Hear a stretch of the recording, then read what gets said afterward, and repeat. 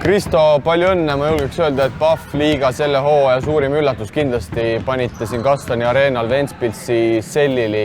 Võta ise ole hea see mäng kokku.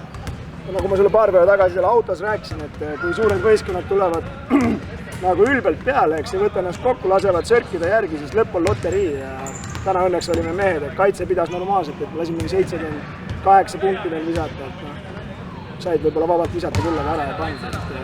Väga rahul, et meil kaotada midagi polnud ja kohe mängu alguses rääkisime, et lähme lihtsalt nautime 40 minutit, vahet ei ole, mis seis on. Vahepeal öödsin paanised hetked, aga lõppkokkuvõttes väga koonane esitust. Ütle ausalt, Ventspils on väga hästi mänginud, eurosarjas jõudsid kindlalt teise ringi. Kas sa sisimas ootasid või lootsid, et täna võib selline asi siin juhtuda? Ei polnud üldsegi tegelikult nagu ainult tulemusi näinud, kuidas nad panevad siin 50 ja 40-ga teistele satsidele.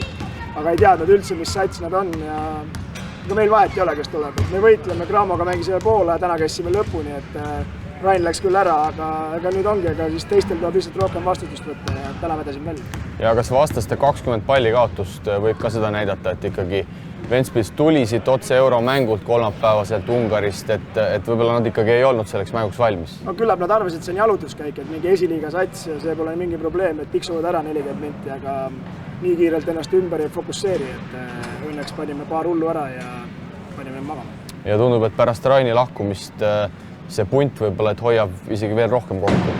Aga meil midagi üle ei jää selles mõttes, et raha meil pole, et paremat korredi mehi osta, et peame nende samadega purjetama ja tänane mäng näitab, et kui me hoiame kokku, suudame küll. Ehk siis Tarva usk toimib endiselt? No Kastani areenal kindlasti. Aitäh!